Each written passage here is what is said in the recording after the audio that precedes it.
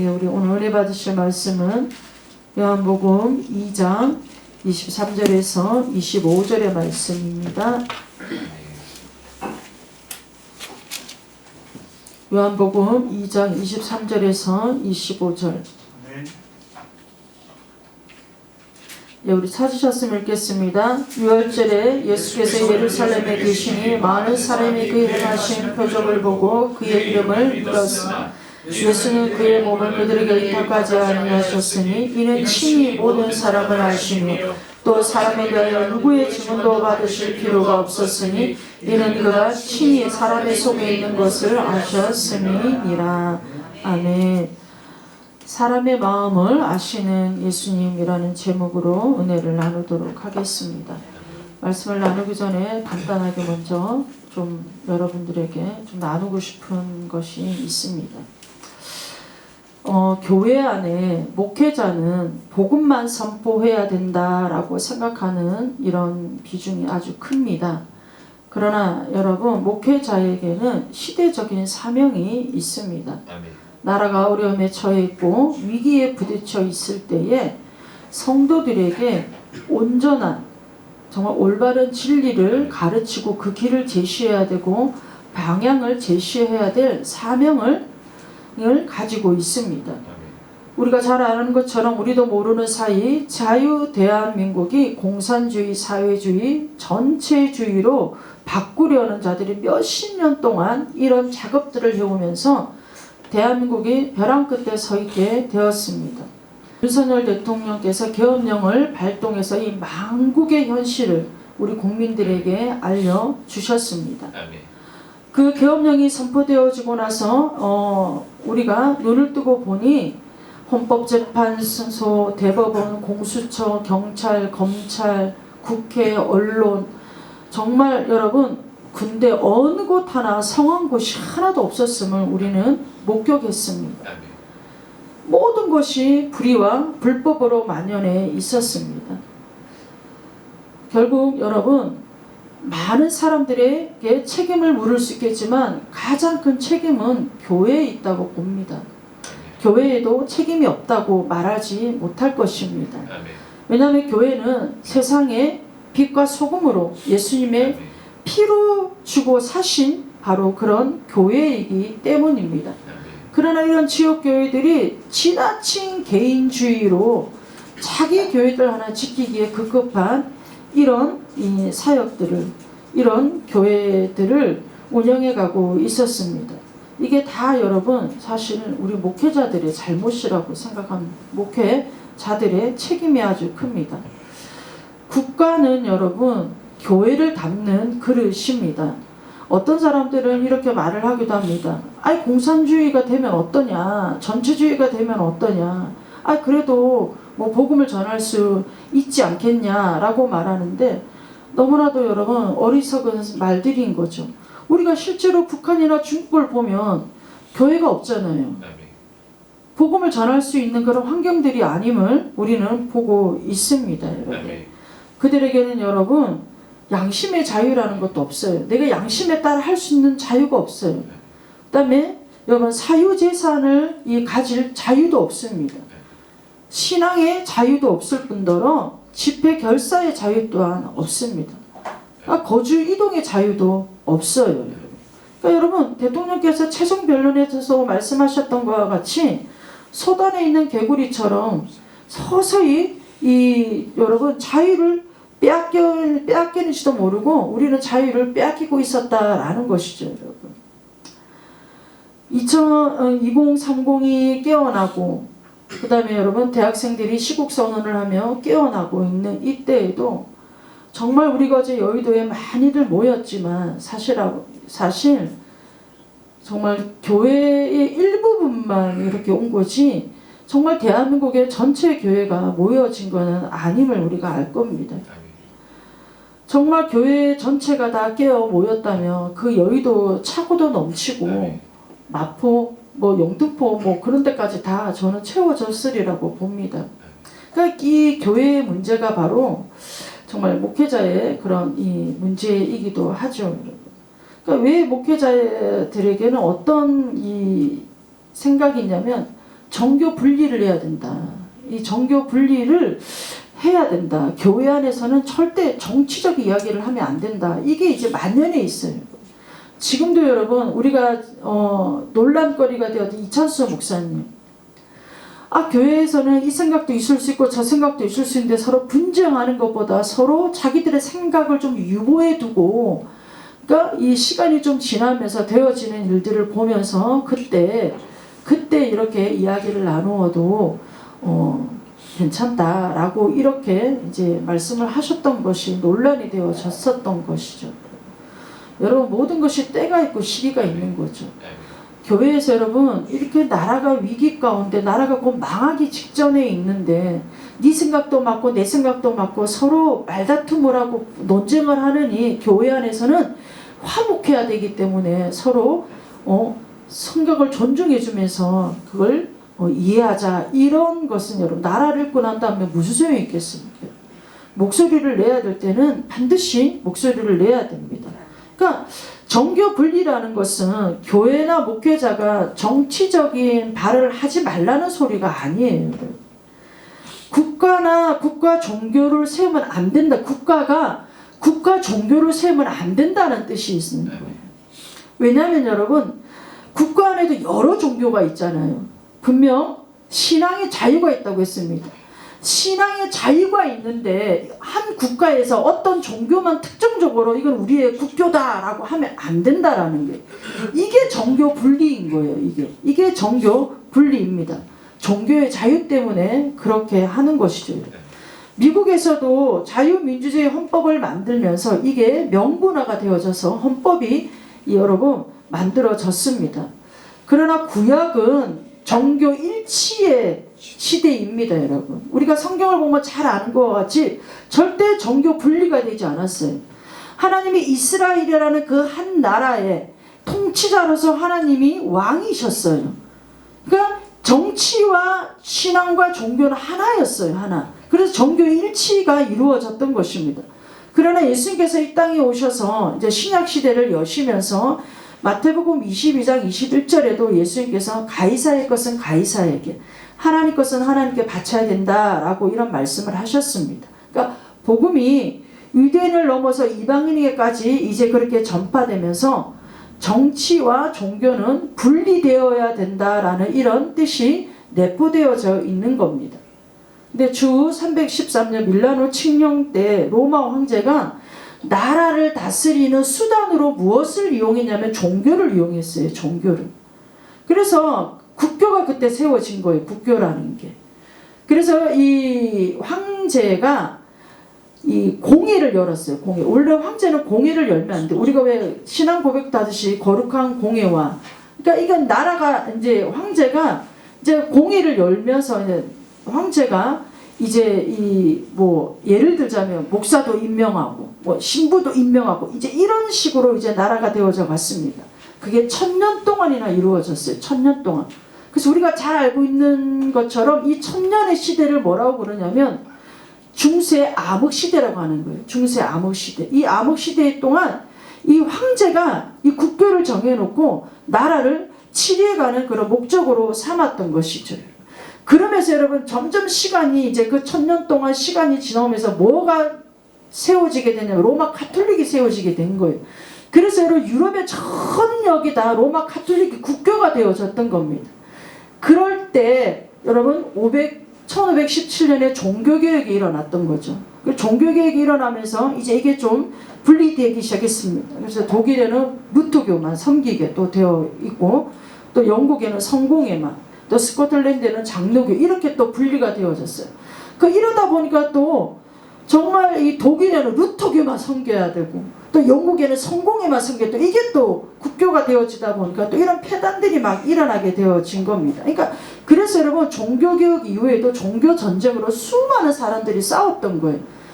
그래서 죽음을 많이 맞이했던 거죠. 왜 그러냐? 종교의 자유를 달라고 했던 것 때문에 그런 일들이 일어났습니다. 그러니까 여러분 믿음의 자유를 얻기 위해, 신앙의 자유를 얻기 위해 많은 사람들이 투쟁하면서 너무나도 많은 사람들이 이 목숨을 잃게 되어졌습니다. 그래서 여러분, 그러나 카톨릭에서는 이것을 여러분 허용해 주지를 않았던 것이죠.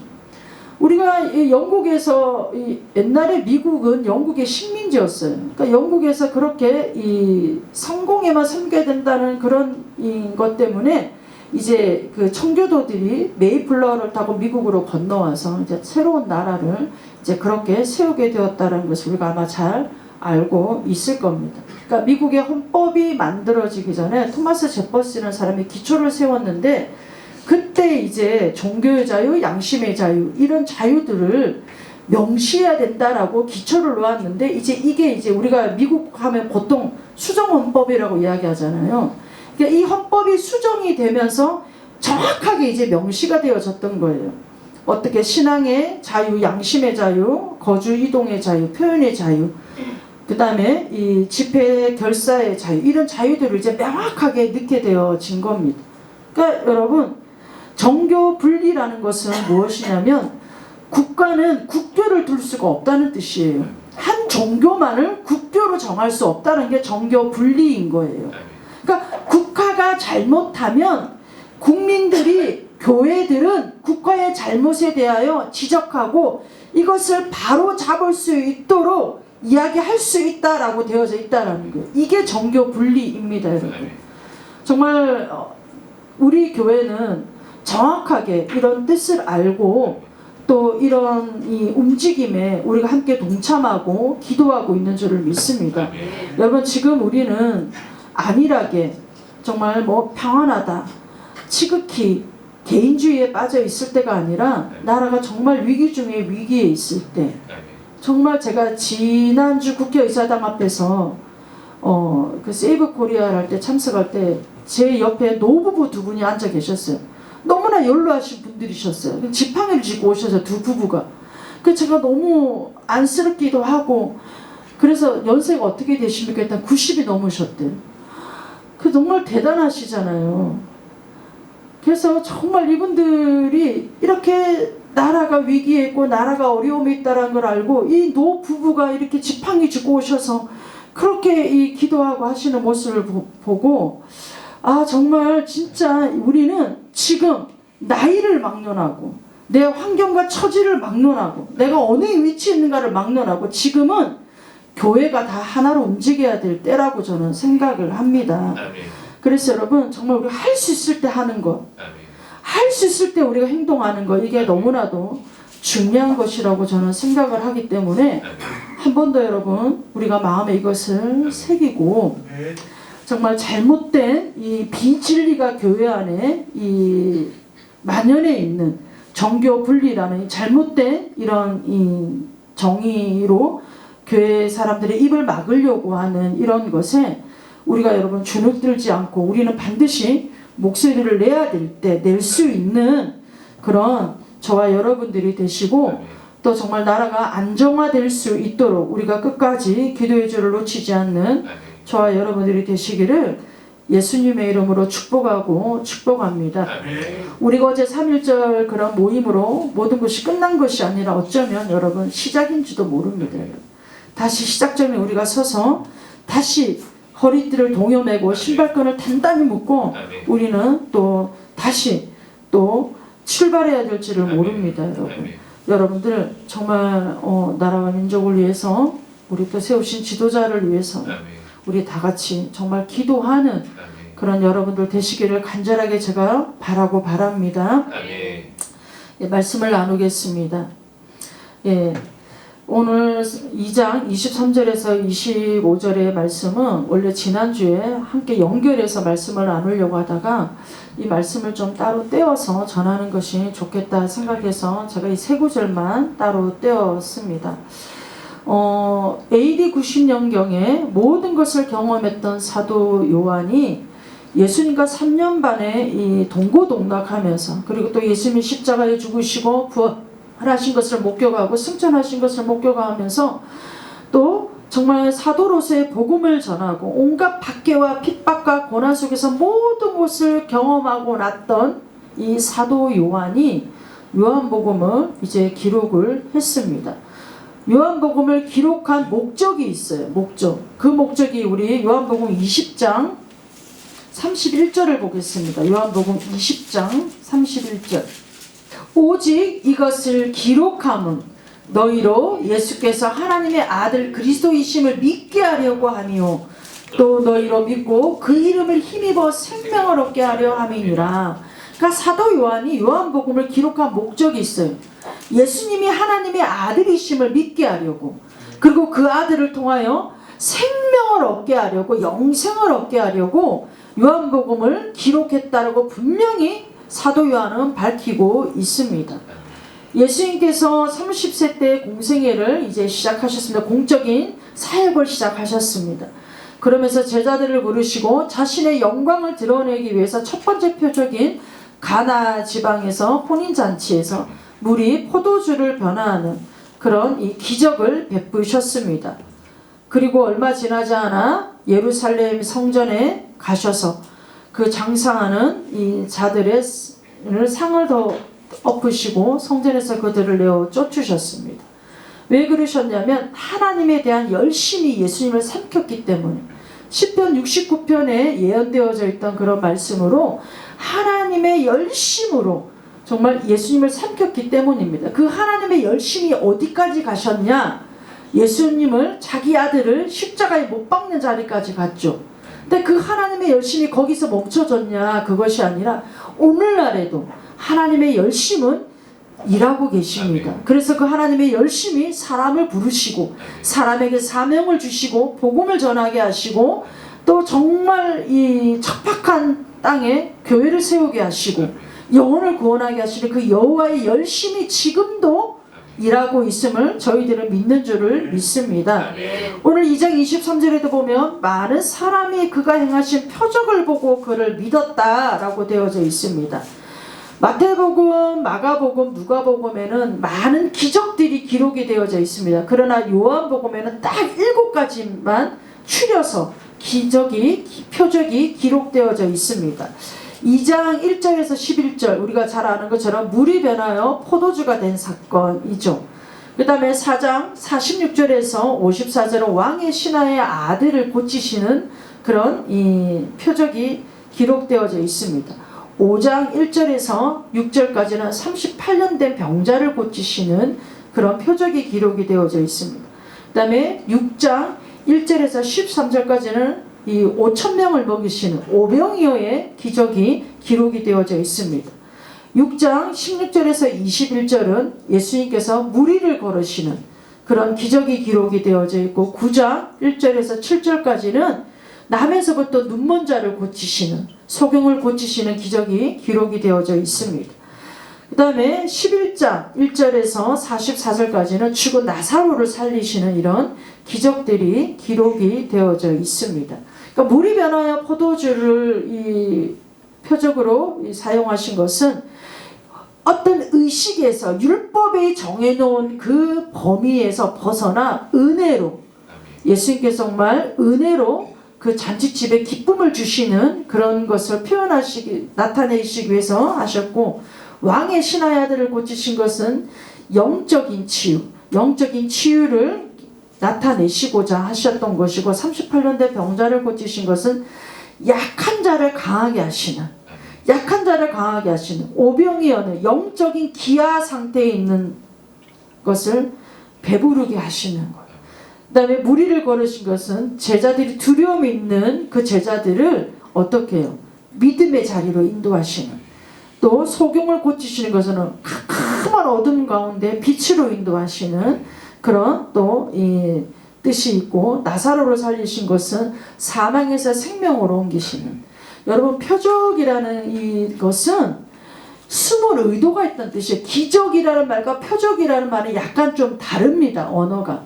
기적은 사람이 할 수 없는 범위에서 일어나는 것을 기적이라고 하는 것이고, 표적은 그것을 통하여 그 어떤 의도, 숨은 의도를 드러내게 하시려고, 알게 하시려고 할 때 표적이라는 말을 사용하십니다, 여러분. 그러니까 그 표적을 보고 많은 사람이 믿었다라고 되어져 있습니다. 그러나 24절에 보면 예수님은 그의 몸을 그들에게 의탁하지 아니하셨으니 이는 친히 모든 사람을 아시며 그들에게 의탁하지 않았다. 이 말씀은 원어로 보면 믿지 않았다라는 뜻으로 연결이 됩니다. 그러니까 여러분 한마디로 이런 상황인 거예요. 사람들이 제자들이 어떤 표적을 보고 예수님께 와서 믿습니다 믿습니다 그랬습니다. 그랬더니 예수님께서 그들에게 하셨던 대답이 나는 너희를 믿지 않는다 이렇게 말씀하셨던 것이죠. 근데 좀 아이러니하잖아요. 우리가 믿습니다 믿습니다 그러면 어떻게 해요? 그래 네 믿음이 크다 네 믿음이 좋다 나도 너희를 믿는다 라고 하시면 서로 이렇게 대화가 되는데, 한쪽에서는 믿습니다 믿습니다 하는데 예수님은 나는 너희를 믿지 않는다 라고 하는 이런 말씀을 하셨던 것이죠. 왜 그러셨냐면 모든 사람을 아셨다고 되어져 있어요. 친히 모든 사람의 속을 다 아셨다고 되어져 있어요. 사람의 모든 속을 아시기 때문에 그들을 믿지 않으셨다라고 말씀하고 있는 거죠. 그러니까 여러분 사람들이 눈에 보여지는 표적 이런 기적들을 믿겠다고 하는 것과 오직 하나님만 믿겠다고 하는 것은 차원이 다른 거예요. 말씀만 믿는 것 이거 차원이 다른 거예요. 여러분 기적과 표적은 왜 나타내시냐? 말씀을 확정하기 위해서 주시는 하나의 도구일 뿐인 겁니다. 여러분 기적과 표적만 믿으면 안 되는 거예요. 사실 여러분 우리가 기독교적인 역사를 보아와도 우리가 지금 딱 성경을 보아와도 여러분 예수님께서 3년 반의 공생의 기간 동안 얼마나 많은 기적과 표적들을 행하셨습니까? 여러분?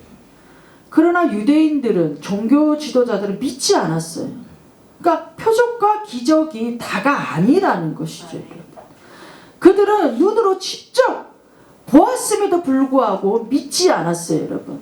우리 주변에서도 여러분 기적을 경험했다고 하나님이 나를 살려주셨다고 하나님이 나를 이렇게 인도해 주셨다고 여러분 우리가 그런 수많은 간증들을 들어보지만 정말 그것을 통하여 주님을 만난 사람은 솔직히 여러분 극히 일부예요.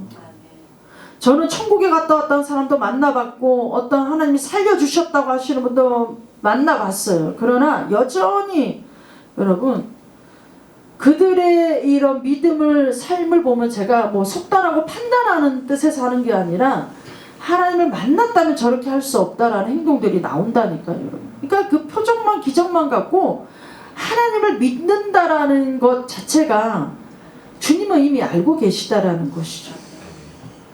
그러니까 여러분 사람의 속에 있는 것을 다 아신다라는 거예요. 그러니까 예수님 자체를 믿어야 되는 거예요. 우리가 예수님 자체를 믿어야 예수님께서 주시는 그 떨어지는 부스레기 그거에 우리가 초점을 맞추는 게 아니라 예수님 자체를 여러분 믿어야 된다라는 겁니다. 여러분. 그래서 여러분 우리 다시 요한복음 20장 29절부터 한번 읽어볼게요. 시작. 예수께서 이르시되 너는 나를 본고로 믿느냐 보지 못하고 믿는 자들은 복되도다 하시니라.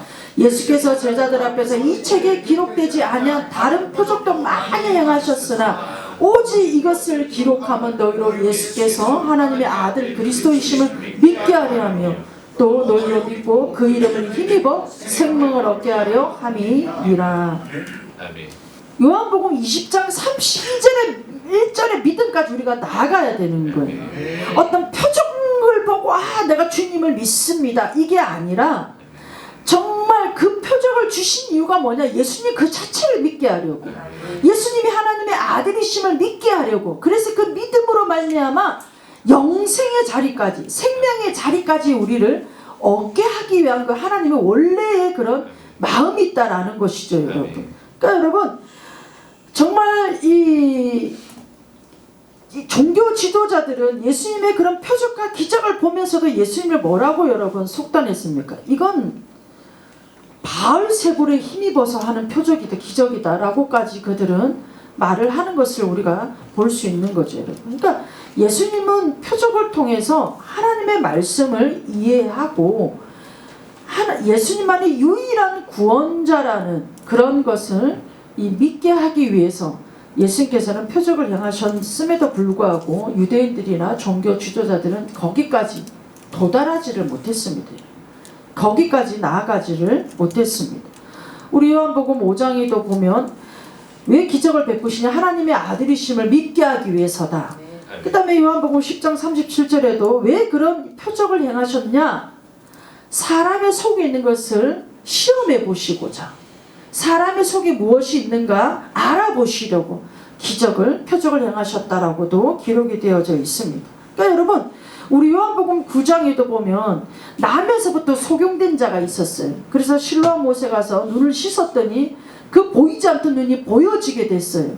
그럼 여러분, 정말 이거는 기적 중에 기적이고 표적 중에 표적임에도 불구하고 그의 부모들은 믿지 않았어요. 내 자식이, 못 보던 자식이 눈을 떴음에도 불구하고 그 부모는 믿지 않았어요. 눈을 뜬 그 당사자만 믿었어요. 우리가 이런 것들만 보더라도 표적과 기적은 그냥 하나의 도구일 뿐이라는 거 우리는 기억해야 됩니다, 여러분. 왜 하나님이 이런 도구를 우리에게 주셨냐? 하나님의 말씀을 확증하기 위해서. 정말 여러분, 제가 지난 시간에 잠깐 유대인들은 자꾸 표적을 구하잖아요. 표적을 구하니까 표적을 보여줘서 구약시대에 예언했던 예언자들이, 선지자들이 메시아가 오셔서 어떻게 행하실 거라는 걸 예언을 했잖아요. 그걸 확증하기 위해서, 증언하기 위해서 이런 표적들을 보여주신 것이죠, 여러분. 그래서 여러분, 사실 우리 기독교는 기적의 종교가 맞아요. 기적의 종교예요. 왜 기적의 종교예요? 오병이어의 그런 기적, 실로암가에서 눈을 뜬 기적, 그 다음에 물이 변화에 포도주가 되어서 기적의 종교? 그게 아니에요. 하나님 자체가 기적이신 거예요. 이 세상의 모든 것은 여러분 다 만들어진 거예요.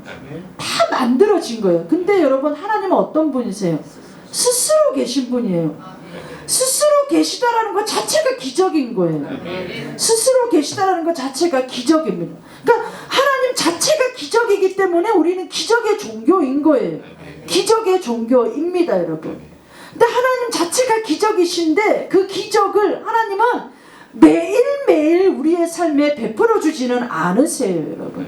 이 기적이 일어나면, 매일매일 우리의 삶에 기적이 일어나면 우리가 어떨 것 같아요, 여러분?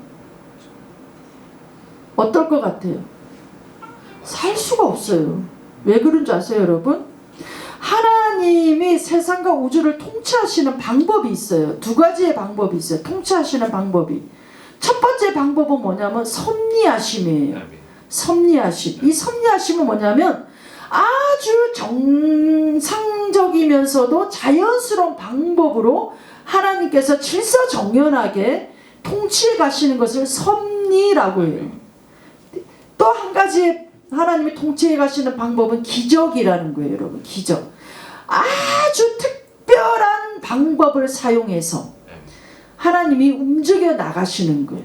그러니까 하나는 섭리하심으로, 지극히 정상적인 자연스러운 방식으로 질서정연하게 섭리하심으로, 또 한 방법은 기적이라는 걸 통해서 아주 특별한 그런 어떠한 일을 행하시고자 할 때 이 기적을 통하여 하나님이 움직여 나가신다라는 거예요, 여러분. 그러니까 여러분, 도저히 사람이 할 수 없는 일을 하나님은 하셔요. 그게 기적이라는 거예요, 기적. 근데 여러분, 이 기적을 우리는 매일매일 일어나면 참으로 좋겠잖아요. 매일매일 우리 삶에 기적을 베풀어 주시면 좋겠잖아요. 근데 이 기적은 우리의 삶에 매일매일 일어나게 되면 우리는 살 수가 없어요. 그 한 가지 예로 제가 들어볼게요. 여호수아 10장에 보면 여러분, 여호수아가 기도했더니 해와 달이 멈췄어요, 여러분. 해와 달이 멈췄습니다. 여러분, 해와 달이 멈추는 이런 기적이 매일 우리의 삶에 일어난다고 생각해 보세요. 살 수가 없다니까요. 살 수가 없어요, 여러분. 여러분, 어떤 사람은 정말 무슨 운동 경기를 하다가 게임이 지고 있어요. 그랬더니 하나님 해와 달을 멈춰주십시오 해서 그 경기를 반전 뒤집어 놓고 5분만 하나님 해와 달을 멈춰주세요. 그러면 5분만 해와 달을 멈추고 다시 그 경기를 내가 이기는 경기로 바꿨어요. 그러면 상대방은 가만히 있나요? 아니죠, 여러분. 이런 일들은 섭리 안에 자연스럽게 이루어져 나가는. 그러니까 여러분, 이게 계속 해와 달이 멈추면 세상은 혼동 속에 빠지게 되어져 있어요. 이건 질서정연한 게 아닌 거예요, 여러분. 기적이라는 부분에서 여러분 이해가 되십니까, 여러분? 내가 원할 때가 아니에요, 기적은. 내가 원할 때가 아니에요. 하나님이 원하시는 그때에, 필요하다고 판단하시는 그때에 이 그것이 역사 속에 필요하다고 하나님이 판단하시는 그때에, 생각하시는 그때에 하나님은 해와 달을 멈추게 하신다라는. 이해가 되시죠, 여러분? 기적은 그러면 항상 우리의 삶 속에 있나요, 없나요? 기적은 항상 우리의 삶 속에 있나요, 없나요? 있습니다. 있습니다, 없습니다. 두 가지 대답이 다 맞는 거예요. 있고도 없는 거예요. 없고도 있는 거예요. 이건 하나님의 주권 속에 있는 거예요. 하나님이 정말 우리의 삶에 기적을 베풀어야 되겠다면 기적이 일어나는 거예요. 그러나 우리의 삶에 오늘 당장 기적이 안 일어난다고 해서 기적이 없는 건 아니에요. 지금 반대편에 어느 사람에게는 기적이 지금 베풀어지고 있는지도 모르는 거예요. 아멘. 그래서 여러분, 성경에서의 기적을 강력한 일이다, 놀라운 일이다 라고 말을 하는 거예요. 우리가 생각할 수 없는 범주에 있기 때문에. 지금도 여러분 기적은 일어나고 있습니다. 지금도 기적은 일어나고 있어요. 아멘. 매일같이 여러분 우리가 모르는 사이에 기적은 일어나고 있습니다. 그리고 이 기적이 표적인 거예요. 하나님의 숨은 뜻이 드러나고 있는 겁니다. 그래서 여러분, 예수님께서도 자꾸 유대인들이 표적만을 구하니까 그들에게 뭐라고 말씀하시냐면, 이 음란하고 악한 세대야, 너희들이 표적만을 구한다고 예수님께서도 그렇게 질책을 하셨던 것입니다. 여러분. 그러니까 여러분, 결국 우리가 붙잡아야 될 것은 믿음이라는 거예요. 표적을 보고 기적을 봤다고 나에게 믿음이 생긴다. 여러분, 사람이 그렇지가 않다라는 거예요. 그 표적과 기적을 경험하면 잠깐 그때라는 거예요. 그때. 이 믿음이 오래가지는 않더라는 거예요. 어떨 때 우리의 믿음이 지속성이 있고 이 믿음이 더욱더 커지고 믿음이 더 깊어지냐? 하나님의 말씀에 붙들려 있을 때, 말씀에 잡혀 있을 때, 말씀이 우리 안에 충만할 때에 우리에게는 여러분 하나님을 의지하고 믿는 믿음이 변함이 없다는 거예요. 내 삶에 표적이 있던 기적이 있던 어떤 것이 있던 상관이 없다는 거예요. 예수님 그 자체만으로 우리는 믿음을 가지고 나아갈 수 있다라는 겁니다. 여러분. 그래서 여러분, 요한일서 우리 4장에도 보면 영을 분별해야 된다라고 하잖아요. 영을 어떻게 분별해요, 여러분? 말씀으로 분별하는 거예요. 말씀으로 분별하는 거예요. 그래서 여러분, 오직 우리의 중심은 말씀 중심이 되어져야 되는 거예요. 말씀 중심. 우리 마태복음 24장 24절 한번 보겠습니다. 마태복음 24장 24절, 마지막 때 일어날 일에 대해서 예수님이 말씀하셨던 거예요. 마태복음 24장 24절.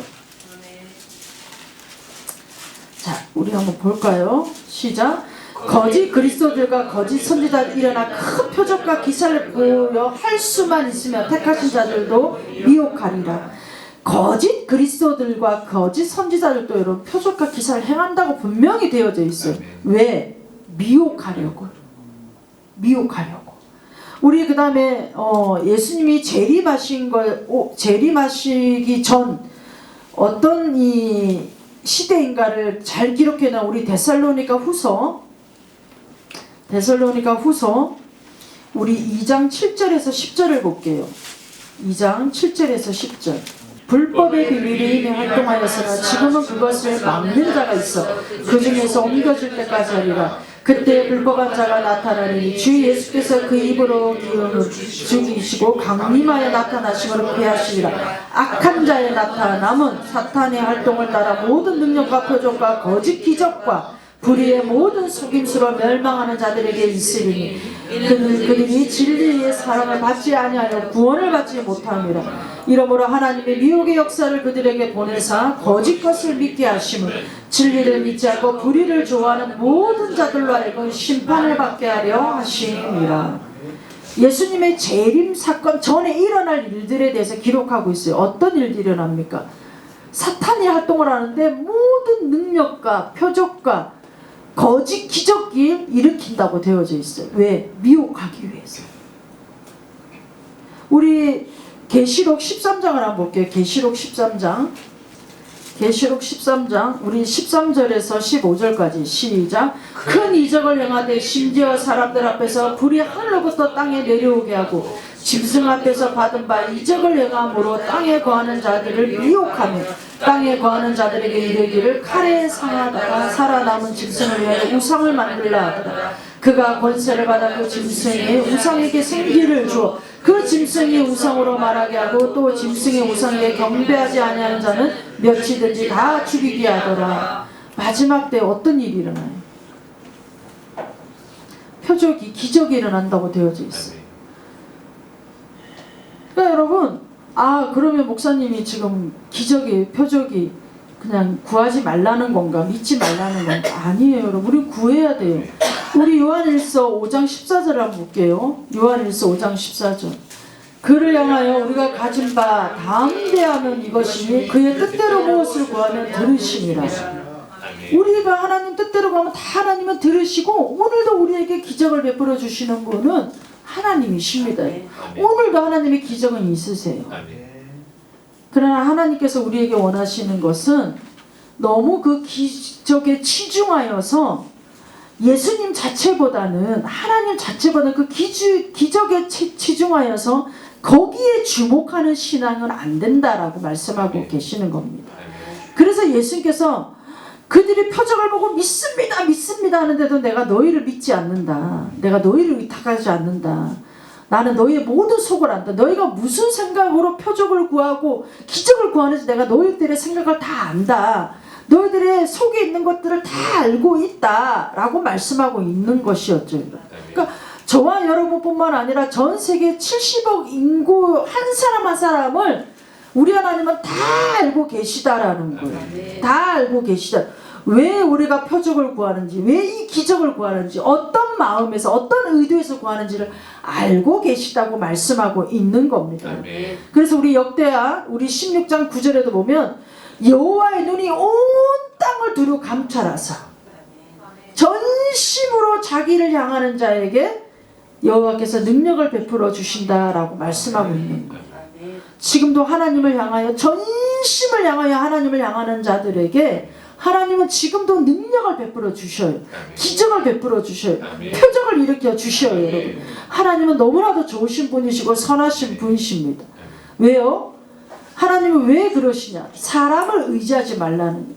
사람의 모든 속을 아시는 그 주님이 왜 이런 말을 하시느냐? 사람을 의지하지 말라는 거예요. 사람을 의지하지 말고 모든 것을 아시는 하나님을 의지해야 된다라고 말씀하고 있는 겁니다. 그래서 하나님에 대한 두려움을 가지고 우리는 신앙생활을 해야 됨을 말씀하고 있습니다. 그래서 여러분 정말 우리가 하나님을 두려워하고 우리의 모든 것을 아시는 그 하나님을 우리가 의지하고 나아가는 저와 여러분들 우리의 믿음이 되어져야 될 줄을 믿습니다.